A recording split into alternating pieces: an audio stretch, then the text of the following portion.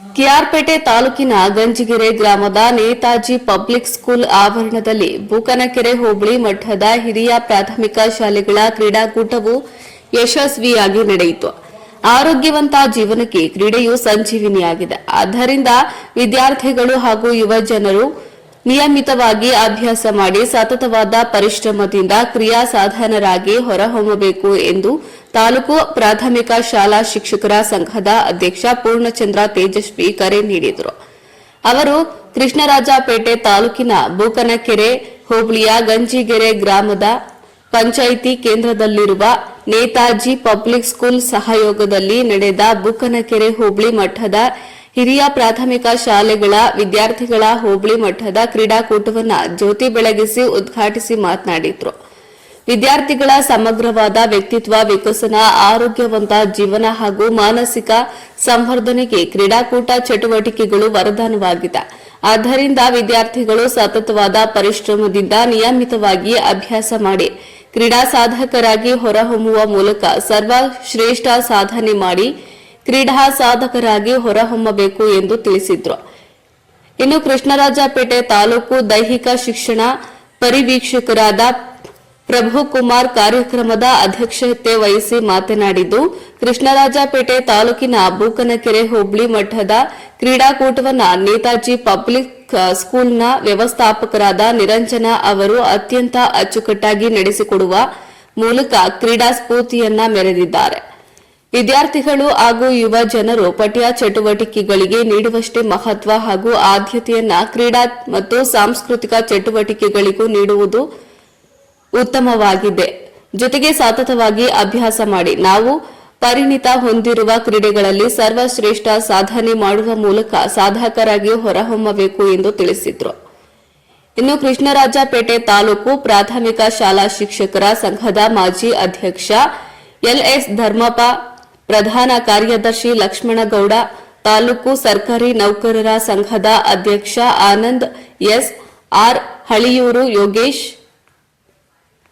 ರಾಮಕೃಷ್ಣ ಗೌಡ, ಶಿಕ್ಷಣ ಸಂಯೋಜಕರಾದ ಮೋಹನಕುಮಾರ್, ನೇತಾಜಿ ಶಿಕ್ಷಣ ಸಂಸ್ಥೆಯ ಕಾರ್ಯದರ್ಶಿ ಸುಷ್ಮಾ ನಿರಂಜನ, ನೇತಾಜಿ ಪಬ್ಲಿಕ್ ಸ್ಕೂಲ್ನ ಮುಖ್ಯ ಶಿಕ್ಷಕಿ ಜ್ಯೋತಿ, ಸಿಆರ್ಪಿಗಳಾದ ಧರ್ಮೇಂದ್ರ, ಪ್ರಸನ್ನ, ನಂದೀಶ್, ನಾಗೇಂದ್ರ, ಗಂಜಿಗೆರೆ ಗ್ರಾಮ ಪಂಚಾಯಿತಿ ಅಧ್ಯಕ್ಷ ಪರಮೇಶ್, ಪಿಡಿಒ ಗೀತಾ ಸೇರಿದಂತೆ ಬೂಕನಕೆರೆ ಹೋಬಳಿ ವ್ಯಾಪ್ತಿಯ ಎಲ್ಲಾ ಹಿರಿಯ ಪ್ರಾಥಮಿಕ ಶಾಲೆಗಳ ವಿದ್ಯಾರ್ಥಿಗಳು ಹಾಗೂ ದೈಹಿಕ ಶಿಕ್ಷಕರು ಕ್ರೀಡಾಕೂಟದಲ್ಲಿ ಭಾಗವಹಿಸಿದ್ರು. ವರದಿ ಡಾಕ್ಟರ್ ಕೆಆರ್ ನೀಲಕಂಠ, ಕೃಷ್ಣರಾಜಪೇಟೆ, ಮಂಡ್ಯ. ಹಾಗೂ ಅವರ ಶಾಲೆಯ ಎಲ್ಲ ಸಿಬ್ಬಂದಿ ವರ್ಗದವರಿಗೆ ತುಂಬ ಧನ್ಯವಾದಗಳನ್ನು ಹೇಳೋದಕ್ಕೆ ಇಷ್ಟಪಡ್ತೀನಿ. ಹಾಗೆ ನಿನ್ನೆ ನೋಡಿದ್ರೆ ಈ ಒಂದು ಪರಿಸ್ಥಿತಿ ಇರಲಿಲ್ಲ. ನಮ್ಮ ಮೋಹನ್ ಕುಮಾರ್, ಇಸಿಒ ಮೋಹನ್ ಕುಮಾರ್ ಅವರು, ಧರ್ಮೇಂದ್ರ ಅವರು, ಹಾಗೆ ರವಿ ಮತ್ತೆ ನಾಗಣ್ಣ, ಪ್ರಕಾಶ್ ಅವರೆಲ್ಲ ಸೇರ್ಕೊಂಡು ಈ ಒಂದು ಶಾಲೆಯ ಆವರಣವನ್ನ ಗೇಮ್ಸ್ ಮಾಡೋದಕ್ಕೆ ಮಾತ್ರ ಇದು ಅನುಕೂಲ ಆಗುತ್ತೆ, ಅದನ್ನು ಅಚ್ಚುಕಟ್ಟಾಗಿ ಮಾಡಿದ್ದಾರೆ. ಅದೇ ರೀತಿ ನಮ್ಮ ಗಂಜಿಗೆರೆ ಶಾಲೆಯ ಮುಖ್ಯ ಶಿಕ್ಷಕರಾದಂತಹ ಪ್ರವೀಣ್ ಕುಮಾರ್ ಸರ್ ಇದ್ದಾರೆ, ಅವ್ರ ಶಾಲಾ ಆವರಣದಲ್ಲಿ ಅಥ್ಲೆಟಿಕ್ಸ್ ಸ್ಪರ್ಧೆಗಳನ್ನು ಮಾಡೋದಕ್ಕೆ ಅವಕಾಶ ಮಾಡಿಕೊಟ್ಟಿದ್ದಾರೆ. ಅವರಿಗೂ ಕೂಡ ಧನ್ಯವಾದಗಳು. ಇವೆಲ್ಲರೂ ಸೇರ್ಕೊಂಡು ದೈಹಿಕ ಶಿಕ್ಷಣ ಶಿಕ್ಷಕರಿಗೆ ಹೊರೆ ಜಾಸ್ತಿ ಆಗ್ತಿದೆ ನಮ್ಗೆ ಗೊತ್ತು. ಯಾಕೆಂದ್ರೆ ನಮ್ಮ ತಾಲೂಕಲ್ಲಿ ಇರ್ತಕ್ಕಂಥ ಶಿಕ್ಷಕರ ಸಂಖ್ಯೆ ಕಡಿಮೆ ಇದೆ. ಪ್ರತಿಯೊಬ್ಬರು ಕೂಡ ಹೆಚ್ಚಿನ ಒಂದು ಜವಾಬ್ದಾರಿಯನ್ನು ಹೊರಬೇಕಾಗುತ್ತೆ. ನೀವೆಲ್ಲರೂ ಕೂಡ ತೀರ್ಪುಗಾರ ಕರ್ತವ್ಯ ನಿರ್ವಹಿಸಿ ಈ ಮಕ್ಕಳೆಲ್ಲರೂ ಕೂಡ ಕ್ರೀಡಾ ಮನೋಭಾವದಿಂದ ಕ್ರೀಡಾಕೂಟದಲ್ಲಿ ಭಾಗವಹಿಸಿ ಅಂತ ಹೇಳ್ತಾ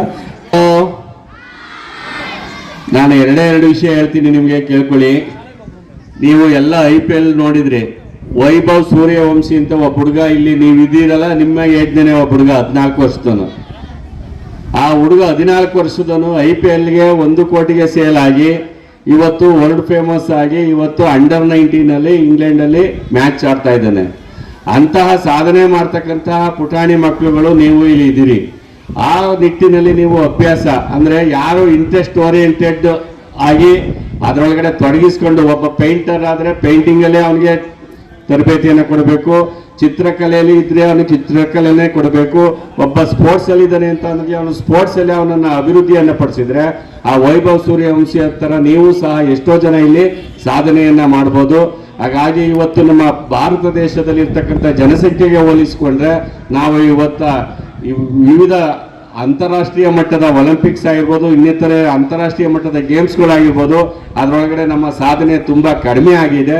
ಹಾಗಾಗಿ ಜಾವ್ಲಿನಲ್ಲಿರ್ತಕ್ಕಂಥ ನೀರಜ್ ಚೋಪ್ರಾ ಆಗಿರ್ಬೋದು, ಚೆಸ್ ಅಲ್ಲಿ ನಿನ್ನೆ ತಾನೇ ನಮ್ಮ ದಿವ್ಯಾ ದೇಶ್ಮುಖ್ ಅವರು ವರ್ಲ್ಡ್ ಪ್ರಶಸ್ತಿಯನ್ನ, ಮಾಸ್ಟರ್ ಪ್ರಶಸ್ತಿಯನ್ನ ಪಡೆದಿರ್ತಕ್ಕಂಥವ್ರು, ಕೇವಲ 20 ವರ್ಷದ ಹುಡುಗಿ. ಆ ತರದ ನಮ್ಮ ದೇಶದ ಸಾಧನೆಗಳನ್ನ ಪ್ರಜ್ವಲಿಸಲಿಕ್ಕೆ ನೀವು ಸಹ ಮುಂದೆ ಬಂದು ನಿರಂತರ ಅಭ್ಯಾಸದಿಂದ ನಮ್ಮ ದೇಶದ ಕೀರ್ತಿಯನ್ನು ಹೆಚ್ಚಿಸಲಿಕ್ಕೆ ಶಾಲಾ ಹಂತದಿಂದಲೇ ನೀವು ಪ್ರಯತ್ನವನ್ನ ಪಟ್ಟರೆ ಆ ನಿಟ್ಟಿನಲ್ಲಿ ಗಮನವನ್ನು ಸೆಳೆಯಬಹುದು.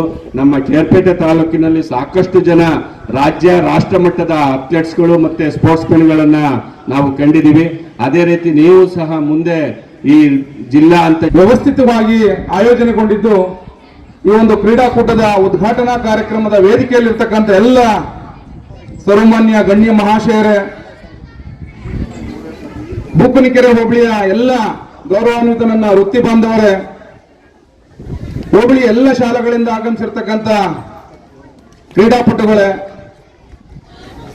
ಹಾಗೂ ಎಲ್ಲ ಸನ್ಮಿತ್ರರೇ, ಇವತ್ತೇನು ಹೋಬಳಿ ಮಟ್ಟದ ಕ್ರೀಡಾಕೂಟ ಇಲ್ಲಿ ಬಹಳ ಅತ್ಯಂತ ವ್ಯವಸ್ಥಿತವಾಗಿ ಆಯೋಜನೆಗೊಂಡಿದೆ.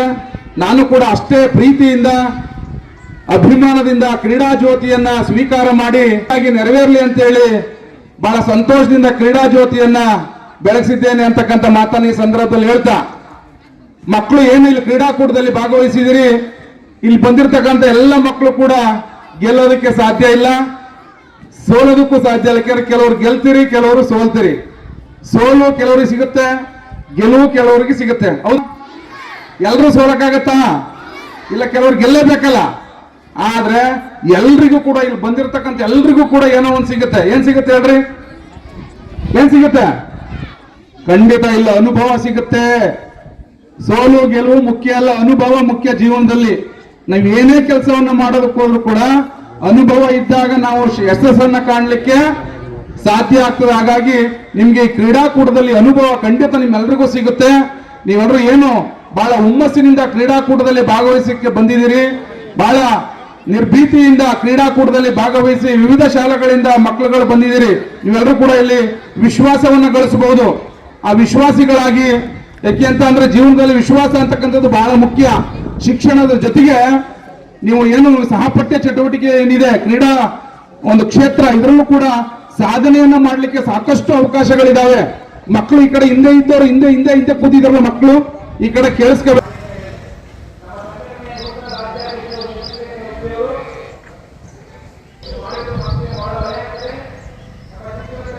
ಈ ಕ್ರೀಡಾಕೂಟದ ಮಾಹಿತಿಯನ್ನ ಇಡೀ ಮಂಡ್ಯ ಜಿಲ್ಲೆಗೆ ಅಷ್ಟೇ ಆಗಿ ಇಡೀ ರಾಜ್ಯದ ಮೂಲೆ ಮೂಲೆಗಳಿಗೆ ತಲುಪಿಸಲಿಕ್ಕೆ ಮಾಧ್ಯಮದ ಮಿತ್ರರು ಆದಂತ ನಮ್ಮ ಕನ್ನಡ ಸಾಹಿತ್ಯ ಪರಿಷತ್ತಿನ ಮಾಜಿ ಅಧ್ಯಕ್ಷರು ಆದಂತ ಮಾಧ್ಯಮದ ದಿಗ್ಗಜರು ಅಂತ ಹೇಳುವಂತ ಕಂಚಿನ ಕಂಠದ ನೀಲಕಂಠನವರು ಕೂಡ ಬಂದಿದ್ದಾರೆ.